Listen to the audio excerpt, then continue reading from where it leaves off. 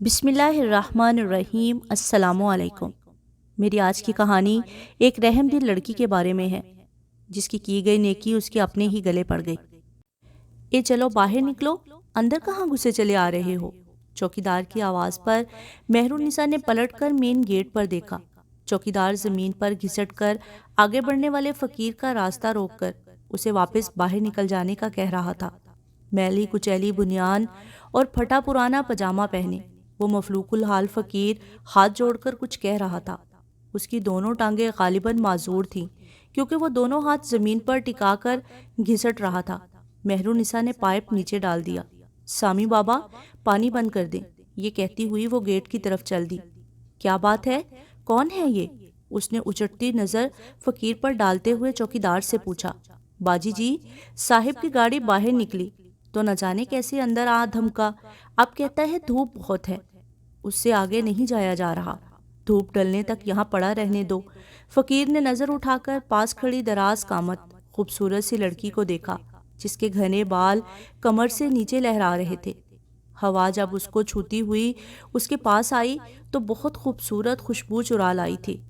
کھڑا ناک نقشہ اور بے حد گورا رنگ، آنکھوں سے نرمی اور ملائمت جھلک رہی تھی۔ بھوکا ہوں، پیاس لگی ہے، باہر دھوپ ہے اور ہاتھ بھی جل رہے ہیں، دیکھو۔ اس نے اپنی جھلسی ہوئی کالی ہتھیلیاں مہرالنساء کے سامنے پھیلا دیں جو سرخ ہو رہی تھیں اور کہیں کہیں جلنے کا پیلا پن بھی موجود تھا۔ مہرالنساء نے ترس کھاتی نظروں سے اسے دیکھا، گھٹنے بھی چھلے ہوئے تھے۔ اتنی تکلیف اٹھا کر باہر کیوں نکلے تھے؟ پھر کیا کرتا؟ بھوکا مر جاتا؟ یہ پیٹ کھانا مانگتا ہے۔ فقیر کی آواز اور انداز اس کے حلیے کے بالکل برعکس تھے، گونجدار اور صاف لب و لہجہ۔ مہرالنساء نے حیرت سے اس کی شخصیت کا امتزاج دیکھا۔ چوکیدار، اسے کچھ کھانے کو دو اور دھوپ ہلکی ہو جانے پر چائے دینا، یہ کہہ کر وہ مڑی ہی تھی کہ فقیر کی آواز کانوں سے ٹکرائی۔ شکریہ مہربان خاتون۔ اس کے بولنے کا کیا شاہانہ انداز تھا۔ مہرالنساء نے ذرا کی ذرا گردن گھما کر دیکھا۔ کالے چہرے پر گہری نیلی آنکھیں بے حد نمایاں اور چمکیلی تھیں۔ وہ کچھ کہے بغیر آگے بڑھ گئی۔ بیٹی، یہ فقیر کون ہے؟ اماں نے کھڑکی کی گرل سے جھانکتے ہوئے لان سے کچھ دور جامن کے درخت کے تنے سے ٹیک لگائے فقیر کو دیکھا۔ مہرالنساء ٹی وی کی طرف متوجہ تھی۔ کون؟ کس کی بات کر رہی ہیں آپ؟ ارے یہی جو کچھ دنوں سے یہاں بیٹھا رہتا ہے اور شام ڈھلے نکل جاتا ہے۔ ارے اماں، بیچارہ گلی گلی مانگتا پھرتا ہے، ہاتھ جل گئے بیچارے کے، تو بڑی منتیں کر رہا تھا دھوپ کا وقت گزارنے دیا کریں۔ میں نے ترس کھا کر کہہ دیا کہ ٹھیک ہے۔ وہ لاپرواہی سے بتا رہی تھی۔ بیٹی، یہ ٹھیک نہیں ہے، نہ جانے کون ہے۔ اف اماں، وہ دلار سے ان کے کندھے پر جھول گئی۔ غریب آدمی ہے، بے ضرر ہے، کیا کر سکتا ہے؟ نہ بیٹی، کسی کو کبھی کمزور نہیں سمجھنا چاہیے۔ ہاں اماں، یہی بات میں نے اور عظمیٰ نے بھی اسے سمجھائی، بھابی نے کمرے میں داخل ہوتے ہوئے کہا۔ بس بھابی، عظمیٰ ایک وہمی خاتون ہے، رہنے دے، وہ چٹیا کے بل کھول رہی تھی۔ نہیں چندا، یہ بہت عجیب سا آدمی ہے۔ بھابی نے ہولے سے گرل کا پردہ کھول کر پھیلا دیا تھا۔ انہیں لگا جیسے وہ فقیر اندر ہی دیکھ رہا ہو۔ اف بھابی، بس کریں، اس کی ٹانگیں بھی نہیں ہیں، کیا کر سکتا ہے وہ؟ اس کے انداز میں لاپرواہی تھی۔ ارے عیشا میری جان، اس نے اندر آتی گول مٹول عیشا کو دبوچ لیا تھا۔ پھپھو نہیں، آپ بہت زور سے پیار کرتی ہیں، وہ منہ بسور رہی تھی۔ اچھا، اس نے عیشا کو مزید بھینچا۔ ایسے ایسے؟ مما، مما بچائیں، پھپھو مجھے کھا رہی ہیں، وہ اس کی گود میں مچل رہی تھی۔ بابا جانی، مجھے آئس کریم دلا دینا پلیز۔ عیشا منصور کی گود میں بیٹھی ہوئی تھی۔ جانے بابا، آفس سے لیٹ ہو جاؤں گا، آپ کو عظمیٰ پھپھو لا دیں گی نا؟ منصور آج اپنے وقت سے کافی لیٹ اٹھا تھا، 11:30 ہو گئے تھے۔ نہیں نہیں بابا جانی، وہ ان کے کندھوں پر مضبوطی سے سر ٹکائے ہوئے تھی۔ ادھر آ جاؤ عیشا، مما کے ساتھ چلو، آج ننا کے گھر بھی جائیں گے۔ نمرا نے پیار سے عیشا کو اپنی طرف کھینچا۔ پکا جائیں گی نا؟ وہ لمحوں میں اس کی گود میں تھی۔ تو اور کیا، پتہ ہے ہم آئس کریم کھائیں گے، ٹوائز لائیں گے۔ اس نے عیشا کی کمر پر ہاتھ لے جا کر منصور کو جانے کا اشارہ دیا۔ جواباً منصور اسے سلیوٹ کرتا جلدی جلدی باہر نکل گیا۔ گاڑی ڈرائیو وے سے نکالتے ہوئے اس نے میلے کچیلے فقیر کو درخت کے نیچے کچھ کھاتے دیکھا۔ شیشہ نیچے اتار کر اس نے چوکیدار کو بلایا۔ یہ کون ہے؟ انگلی سے اشارہ کرتے ہوئے پوچھا۔ وہ صاحب جی فقیر ہے، کافی دن سے ادھر ہی ہے، شام کو چلا جاتا ہے۔ کیا مطلب؟ منصور نے قدرے ناگواری اور غصے کے عالم میں چوکیدار کو گھورا۔ تم نے یہاں ٹرسٹ بنا لیا ہے، نکالو اسے ادھر سے فوراً۔ وہ نہیں صاحب، میں نے نہیں۔ چوکیدار بوکھلا گیا۔ مہرالنساء بی بی نے اسے اجازت دیا ہے یہاں شام تک رکنے کی۔ اسی اثناء میں منصور کا موبائل بج اٹھا۔ آفس سے کال تھی۔ کال اوکے کرتے ہوئے منصور نے فقیر کو دیکھا جو نہایت مگن انداز میں کھانا کھا رہا تھا۔ ہاں روزی، میں بس 15 منٹ میں آتا ہوں، تم جب تک چائے وغیرہ ارینج کرو سلطان مغل کے لیے۔ وہ عجلت میں گاڑی باہر نکال لے گیا تھا۔ کال بند کر کے اس نے پیچھے بند ہوتے گیٹ کو دیکھا۔ بہت بے وقوف ہے یہ مہرالنساء، شام کو بات کرتا ہوں۔ پہلے زخمی کتا بلی لے آئی تھی اور اب زخمی معذور، وہ خود سے بات کر رہا تھا۔ مہرو، میرا خیال ہے کہ اب تم اس فقیر کو چلتا کرو۔ رات وہ سب کھانا کھا رہے تھے جب منصور نے مہرالنساء کو مخاطب کیا۔ بھیا، وہ کسی کا کیا لیتا ہے غریب، آپ اس کی اس پہلے دن حالت دیکھتے، ہتھیلیاں اور گھٹنے نہ صرف چھلے ہوئے تھے بلکہ جل بھی گئے تھے۔ مہرالنساء جب بولنے پر آتی تو نان سٹاپ بولتی چلی جاتی۔ اماں نے خفگی سے اسے گھورا۔ بڑا بھائی ہے تمہارا، کچھ سوچ کر ہی بول رہا ہوگا۔ اماں، وہ بچوں کی طرح ناراض ہو گئی۔ عظمیٰ نے بھی اسے گھورا۔ بجو، کچھ عقل کے ناخن لے لو یار، نہ جانے کون ہے کیسا ہے، کل کلاں کو کچھ نقصان دے بیٹھا تو۔ وہ خاموشی سے چاول کھاتی رہی۔ بھابھی، رائتا پاس کریں پلیز۔ یار بڑی ڈھیٹ ہو قسم سے، عظمیٰ تو جل ہی گئی تھی۔ بھیا، ذرا موسم تبدیل ہو جائے تو میں اسے یہاں سے چلتا کر دوں گی، بس گرمیاں گزارنے دے۔ اس نے معصومیت سے پلکیں چپکاتے ہوئے منصور کو دیکھا۔ منصور کو اپنی یہ دونوں بہنیں بہت عزیز تھیں۔ ابا میاں کے انتقال کے بعد اسی نے انہیں خود میں سمیٹ لیا تھا۔ وہ مسکرا دیا۔ اوکے، مگر صرف گرمیوں تک، ایک دم پکا۔ وہ ہنستی تھی۔ منصور ہاتھ نیپکن سے صاف کرتا ہوا اٹھ کھڑا ہوا۔ نمرا، ایک کپ چائے میرے کمرے میں لے آؤ، یار بہت تھک گیا آج تو۔ اوکے، بس کھانا کھا لوں، آپ پہنچے، میں لاتی ہوں، نمرا پلیٹ صاف کرتے ہوئے بولی۔ اس روز مہرالنساء لان میں بیٹھی کچھ نوٹس مکمل کر رہی تھی کہ وہی فقیر گھسٹتا ہوا اس کے قریب آ دھمکا۔ مہر نے چونک کر اسے دیکھا۔ گہری نیلی آنکھیں اسی پر مرکوز تھیں۔ کتنی سپاٹ اور سنجیدہ نظریں ہیں اس کی۔ وہ بے چین ہو گئی۔ کیا بات ہے، کچھ چاہیے تمہیں؟ مہر کی آواز کا ترنم اس کے کانوں میں اترا۔ جواباً اس نے گردن ہلا دی۔ کیا چاہیے، چوکیدار کو بتا دیا ہوتا۔ نہیں، اس کے بس میں نہیں تھا، جبھی یہاں آپ کے پاس آیا ہوں۔ مہر ہمیشہ کی طرح اس کی آواز میں الجھنے لگی۔ کیا چاہیے؟ وہ دانستہ لاپرواہ ہوئی۔ آپ، اتنا کہہ کر وہ خاموش ہو گیا۔ کیا؟ مہر کرسی سے اٹھ کھڑی ہوئی۔ فقیر نے اس کی بدلتی کیفیت کو بغور تکا۔ آپ مجھے اپنے بھائی کی قمیض دے سکتی ہیں؟ اس نے اپنی میلی پھٹتی ہوئی قمیض کی طرف اشارہ کیا۔ یہ بہت پھٹ گئی ہے۔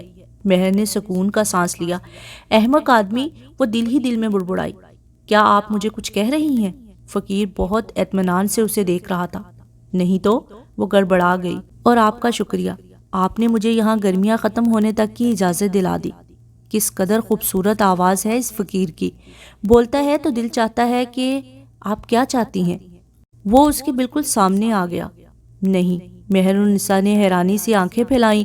کیا مطلب؟ میں تمہیں کپڑے بھجوا دیتی ہوں ماسی کے ہاتھ۔ وہ کتابیں اٹھائے بغیر تیز تیز قدموں سے اندر جا رہی تھی۔ فقیر کے چہرے پر مسکراہٹ نمودار ہو گئی۔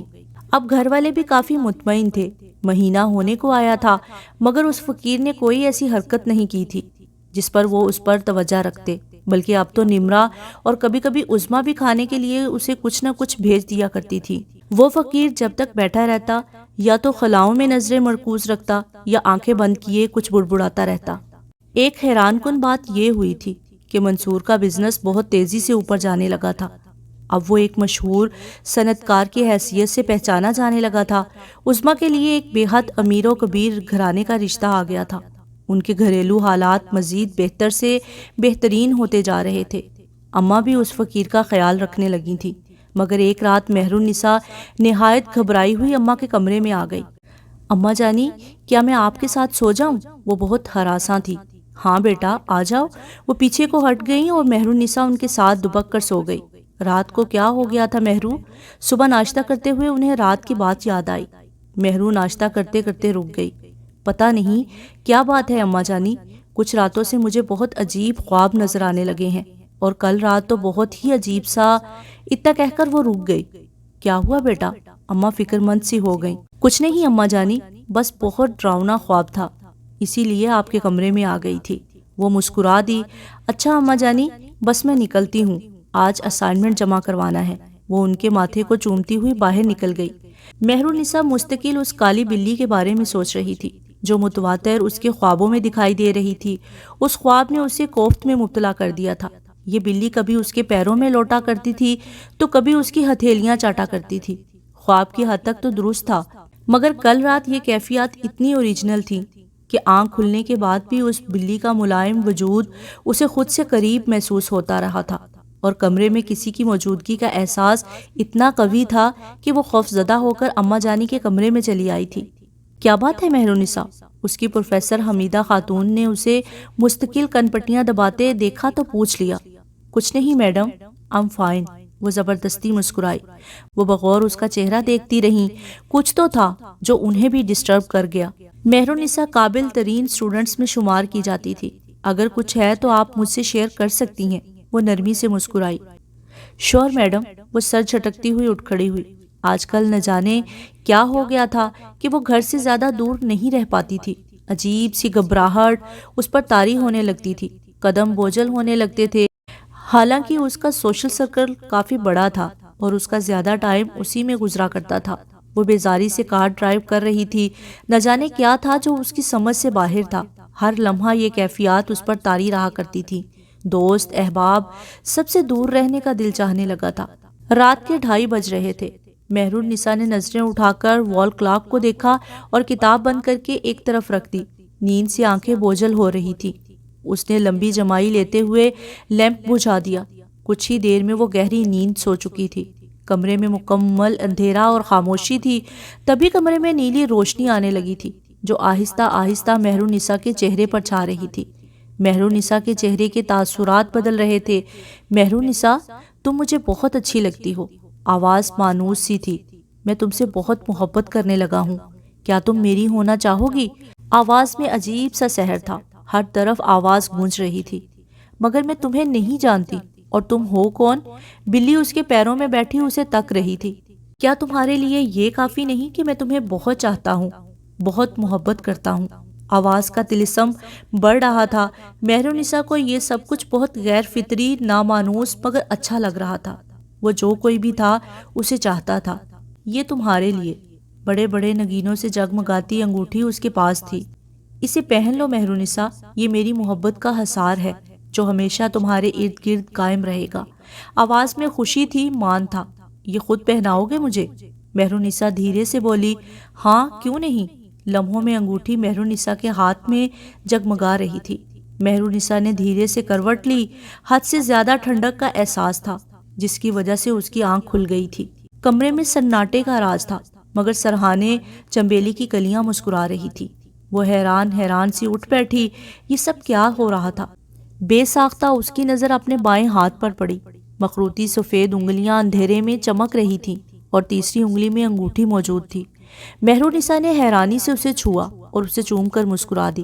آنکھیں پھر بوجھل سی ہو رہی تھیں۔ واو، ہاؤ پریٹی۔ عظمیٰ نے مہرالنساء کی انگلی میں جگمگاتی انگوٹھی دیکھی۔ یہ کس نے دی تمہیں مہرو؟ مہرالنساء جو کہ گیلے بالوں کو انگلیوں سے سلجھا رہی تھی مسکرا دی۔ یہ بہت خاص انسان نے دی ہے۔ مطلب؟ عظمیٰ نے اسے حیرت سے دیکھا۔ پریشان مت ہو، وقت آنے پر سب بتا دوں گی۔ عظمیٰ کو اس کی مسکراہٹ بہت عجیب لگی تھی۔ مہرالنساء کا چہرہ چمک رہا تھا۔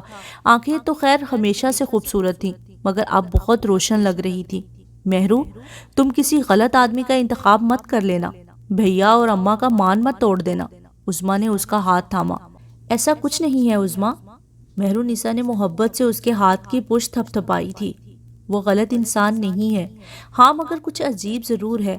روزانہ خوابوں میں چلا آتا ہے اور جب جاتا ہے تو ہر شے کو اپنے حصار میں قید کر جاتا ہے۔ مجھے دیکھو۔ وہ عظمیٰ کے عین سامنے آ گئی۔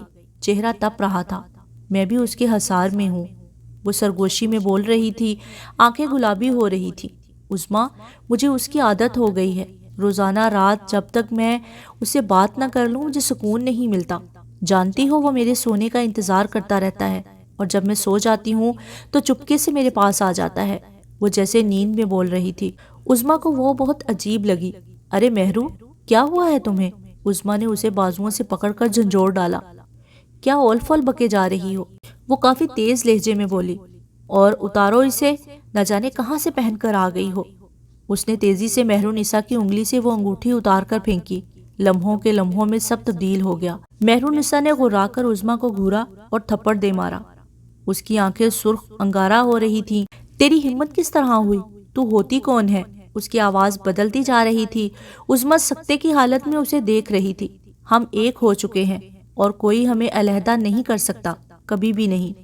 اس نے عظمیٰ کو دھکا دیا۔ وہ سیدھی ڈریسنگ ٹیبل سے جا ٹکرائی۔ اس کی نظر دروازے پر کھڑی اماں اور بھابھی پر پڑی، جو حیرت و دہشت سے یہ منظر دیکھ رہی تھی۔ نکل یہاں سے۔ نازک سی مہرونسا میں نہ جانے کہاں سے اتنی طاقت امڑ آئی تھی کہ وہ عظمیٰ کو بازو سے کھینچتی ہوئی باہر لے آئی۔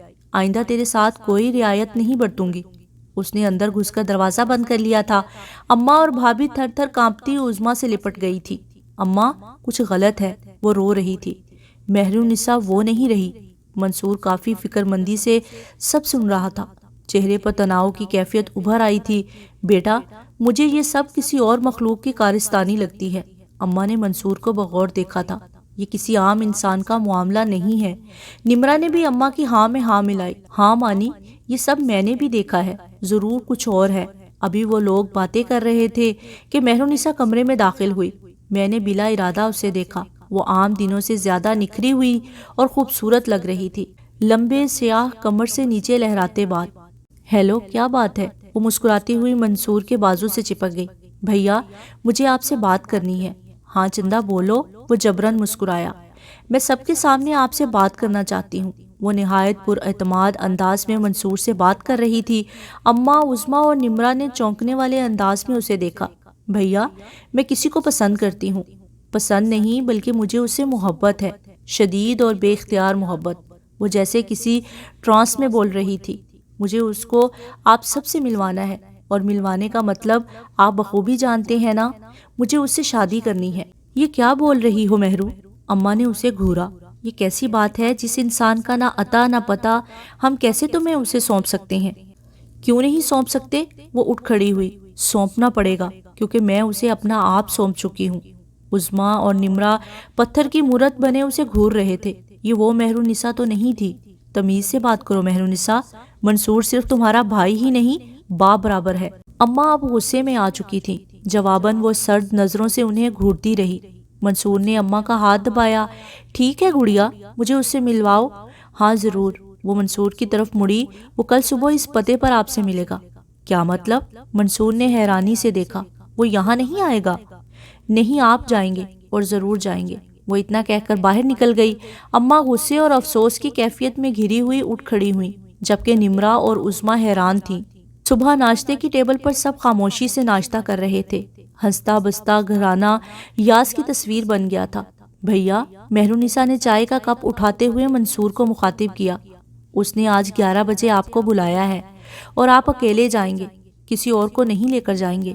اماں حیرت اور افسوس سے اپنی خوبصورت بیٹی کو دیکھ رہی تھی۔ منصور نے کچھ سوچ کر سر ہلا دیا۔ ٹھیک ہے گڑیا، چلا جاؤں گا، مگر تمہیں ہمارے لیے سوچنا چاہیے تھا، ہم تمہارے بڑے ہیں۔ جواباً مہرونسا نے آنسوؤں سے بھری نظروں سے اسے دیکھا۔ بھیا، میں اس کے بغیر نہیں رہ سکتی۔ اگر ایک لمحہ بھلانے کی کوشش کروں تو جیسے کوئی میری رگ رگ میں سوئیاں چبھونے لگتا ہے۔ میں مجبور ہو گئی بھیا۔ وہ یک دم چہرہ دونوں ہاتھوں میں چھپائے رو رہی تھی۔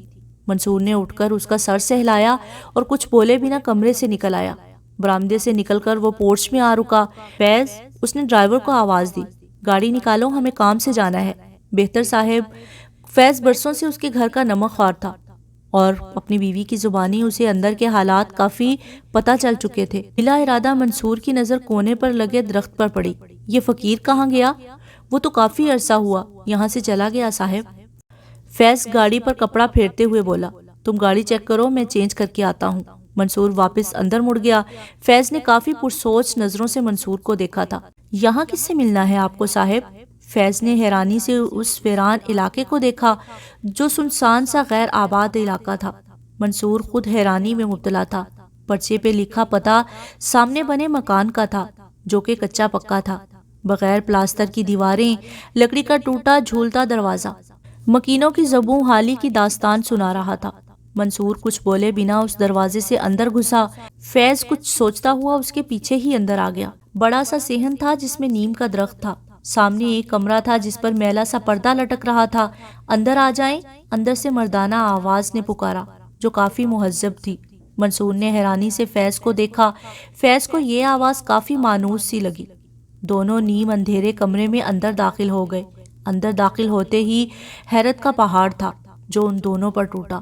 سامنے معذور فقیر بیٹھا مسکرا رہا تھا، اس کی نیلی آنکھیں چمک رہی تھیں اور سفید دانت نمایاں تھے۔ تم؟ منصور نے نہایت غصے سے اسے گھورا۔ تو یہ تم ہو؟ ہاں منصور صاحب، یہ میں ہوں جس سے مہر النساء محبت کرتی ہیں، وہ پرسکون انداز میں مسکرایا تھا۔ تیری یہ جرت؟ مارے غصے کے منصور کا برا حال تھا۔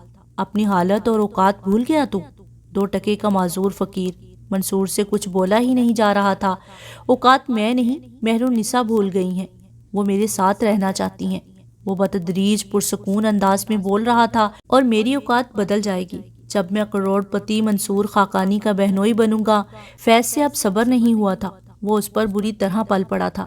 دونوں ٹانگوں سے معذور انسان کس طرح اس کا مقابلہ کرتا؟ اس اچانک حملے نے اسے کچھ کرنے کا موقع نہیں دیا تھا۔ فیض اسے بری طرح مار رہا تھا۔ فیض نے تیش میں آ کر پاس پڑی کانچ کی بوتل توڑ کر اس سے فقیر کو بری طرح لہو لہان کر دیا تھا۔ یا خدا، یہ مہر النساء کے کمرے سے کیسی آوازیں آ رہی ہیں؟ عظمیٰ نمرہ ہولتی ہوئی بھاگی تھی۔ اندر سے یوں آوازیں آ رہی تھی جیسے کوئی مہر النساء کو بری طرح پیٹ رہا ہو۔ اماں بھی ہولتی بھاگتی آئی تھی۔ دونوں نے دروازے کو دھکا دے کر کھولا۔ مہر النساء بیڈ پر لہو لہان تھی۔ عظمیٰ نے بھاگ کر اس کو سہارا دے کر اٹھایا۔ وہ نیم بے ہوش تھی، ہاتھوں پر بازوؤں پر جا بجا کھرونچے تھی، آنکھ کے نیچے نیل تھا جبکہ ماتھے سے خون رس رہا تھا جیسے کسی نے نوکیلی چیز سے اسے خوب مارا ہو۔ اوہ میرے رب، رحم فرما۔ کمزور سی اماں اس کی حالت دیکھ کر رو پڑی۔ عظمیٰ، بھاگ کر گاڑی نکلواؤ، منصور کو فون کرو، ہری اپ۔ نمرہ نے بے حال ہوتی مہر النساء کو سنبھالا۔ نفیسہ؟ عظمیٰ نے دروازے سے لگی حیران ہوتی نفیسہ کو پکارا۔ تم اماں اور بیبی کو دیکھنا، ہم اسے ہاسپٹل لے جا رہی ہیں۔ جی باجی جی۔ وہ اماں کے قریب آ گئی جو کہ مسلسل آنسو بہا رہی تھی۔ گاڑی نکال لی ہے چھوٹی بیگم صاحبہ، چوکیدار نے ہال سے آواز لگائی۔ وہ دونوں بے ہوش مہر النساء کو سنبھالتی پورچ تک آ گئی تھی۔ گاڑی میں بیٹھنے کے بعد عظمیٰ نے منصور کو کال ملائی۔ بھیا جلدی سے جنرل ہسپتال آ جائیں، مہر کی طبیعت خراب ہو گئی ہے۔ منصور حیرت اور پریشانی سے پڑی نیم بے ہوش مہر کو دیکھ رہا تھا۔ اسے ٹھیک اسی جگہ چوٹیں لگی تھیں جہاں جہاں فیض نے فقیر کو مارا تھا۔ فیض بھی کچھ دیر یہ سب سکتے کی حالت میں دیکھتا رہا، پھر باہر نکل گیا۔ ہسپتال کے لان میں وہ پریشانی سے ٹہل رہا تھا۔ وہ ان سب سے بے حد محبت کرتا تھا اور آج وہ سب پریشان تھے تو فیض بھی ان کا درد محسوس کر رہا تھا۔ کاش میں اپنے پیارے مالکوں کے لیے کچھ کرتا۔ تبھی ہاسپٹل میں بنے مسجد کے احاطے میں لوگ نماز کے لیے جمع ہو رہے تھے تو وہ بھی اسی طرف چل پڑا۔ نماز ختم ہو جانے کے بعد وہ آنکھیں بند کیے مستقل ان سب کے لیے دعا کر رہا تھا۔ ذہن میں معذور فقیر گھوم رہا تھا۔ کون ہے وہ؟ کہاں سے آیا ہے اور کیا کرنا چاہتا ہے؟ یہ سوال مستقل اس کے ذہن کو کچوکے لگائے جا رہا تھا۔ مہر کے زخمی وجود نے اس کو حد سے زیادہ شرمندگی میں ڈال دیا تھا۔ کاش کہ وہ اس فقیر کو نہ مارتا تو نازک سی مہر اس تکلیف میں نہ پڑتی۔ یہ تکلیف تو خود اس نے اپنے گلے میں ڈالی ہے۔ تو کیوں روتا ہے؟ کافی بھاروب آواز تھی جس نے فیض کو چونکنے پر مجبور کر دیا تھا۔ اس نے بے ساختہ آنکھیں کھول کر اپنے قریب دیکھا۔ 50-55 سال کی عمر کا باریش آدمی اسے تک رہا تھا۔ آپ؟ وہ کچھ بول بھی نہ پایا کہ اس آدمی نے اپنے لبوں پر انگلی رکھ کر اسے خاموش رہنے کا اشارہ کیا۔ کدھر ہے وہ پاگل جس نے اس حیوان کو خود پر مسلط کیا ہے؟ مجھے لے چل اس کے پاس۔ فیض اس آدمی کو لیے چپ چاپ ہسپتال کے پرائیویٹ کمرے میں چلا آیا۔ منصور نے اندر آتے فیض اور اس کے ساتھ لمبے باریش آدمی کو دیکھا جس کے چہرے پر بے پناہ نور اور سنجیدگی تھی۔ السلام علیکم، اس نے بآواز بلند سلام کیا۔ وعلیکم السلام، منصور نے جواب دیتے ہوئے ہاتھ آگے بڑھا دیا۔ کتنی ملائمت تھی ہاتھ میں، یوں لگا جیسے کوئی روئی ہو۔ نمرہ اور عظمیٰ نے چونک کر اسے دیکھا۔ بیٹا، آپ لوگ کچھ دیر کے لیے باہر چلی جائیں۔ وہ کسی سے بھی نگاہیں ملائے بغیر مخاطب تھا۔ نمرہ منصور کے اشارے پر عظمیٰ کو لیے باہر نکل گئی۔ مہر بے ہوش تھی، وہ اس کے قریب پڑی کرسی پر آ بیٹھا۔ زیر لب کچھ دعائیں پڑھتے وہ اپنی آنکھیں بند کیے بیٹھا رہا۔ منصور، کچھ دیر بعد اس نے آواز دی، جی؟ منصور کچھ حیران سا قریب چلا آیا۔ میرا نام عبداللہ ہے، تم اپنی بہن کے قریب بیٹھ جاؤ۔ کچھ کہے بنا منصور مہر کے بیڈ پر بیٹھ گیا۔ فیض، کسی کو اندر مت آنے دینا، تم باہر چلے جاؤ، تمہاری بیویاں پریشان ہو رہی ہوں گی۔ فیض سر ہلاتا باہر نکل آیا۔ نہ جانے کیوں اسے لگا تھا کہ عبداللہ کو اللہ نے ان کی مدد کے لیے بھیجا ہے۔ مہرالنساء کی انگلی میں پڑی انگوٹھی نکال دو منصور۔ حیرت ہے، اس فساد کی جڑ پر کسی کی نظر نہیں گئی۔ وہ شیطان اسی کی مدد سے مہرالنساء پر حاوی ہوا ہے۔ عبداللہ کی نظریں مستقل زمین پر تھیں۔ منصور نے بے ہوش پڑی مہرالنساء کا بایاں ہاتھ تھاما جو کہ برف کی مانند سرد ہو رہا تھا۔ غیر معمولی بڑی انگوٹھی کا نگینہ گہرا نیلا تھا جو خوب چمک رہا تھا۔ منصور نے جیسے ہی انگوٹھی کو چھوا وہ سر سے پاؤں تک لرز گیا۔ بے ساختہ اس نے ہاتھ پیچھے کیا تھا۔ 1000 وولٹیج کا کرنٹ تھا جو اسے لگا تھا۔ بسم اللہ سے کام شروع کرتے ہیں منصور۔ عبداللہ کی آواز ملائمت سے بھرپور تھی۔ شرمندہ سے منصور نے بسم اللہ پڑھ کر ہاتھ تھام لیا تھا۔ انگوٹھی آرام سے اتر گئی تھی۔ یک کمرے کا ٹمپریچر گھٹنا شروع ہو گیا تھا۔ ہوا نہ ہونے کے باوجود منصور ہواؤں کا شور اور ٹھنڈ محسوس کر رہا تھا۔ عبداللہ نے انگوٹھی سیدھے ہاتھ میں تھام لی تھی۔ وہ مستقل کچھ پڑے جا رہا تھا۔ منصور کا وجود سردی سے کانپ رہا تھا۔ اس نے مہرالنساء کا ہاتھ مضبوطی سے تھام رکھا تھا۔ وہ مستقل غنودگی میں تھی۔ معاف کر دو مجھے، معاف کر دو۔ اچانک ہی فضا میں آواز ابھرنا شروع ہو گئی تھی، غلطی ہوئی مجھ سے، میں انسانی جسم میں قید تھا، اور پھر ایک دن زخمی بھی تو اس کے گھر چلا آیا۔ آواز میں تکلیف تھی۔ اس لڑکی سے مجھے محبت ہو گئی تھی۔ احسان فراموش، تو نے ہمدردی کا یہ صلہ دیا اس نیک لڑکی کو کہ اس کا طلبگار بن بیٹھا۔ عبداللہ کی آواز میں شدید غصہ تھا۔ میں وعدہ کرتا ہوں دور چلا جاؤں گا، مجھے معاف کر دو۔ منصور پہچان گیا تھا، یہ آواز تو اس فقیر کی تھی۔ نہیں، اب تیرا اس دنیا میں رہنا ممکن نہیں رہا، تجھے وہاں لوٹنا ہوگا جہاں سے تیرا سفر شروع ہوا تھا۔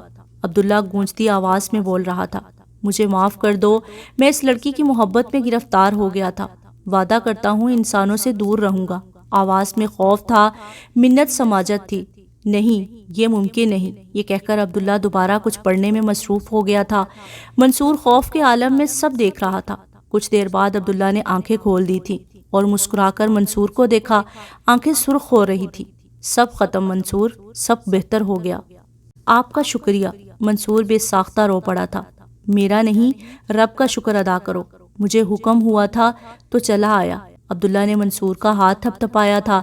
خیرات کرنا اس کے نام پر جو مشکل سے آسانیوں میں لانے والا ہے۔ چلتا ہوں۔ مگر یہ سب کیا تھا؟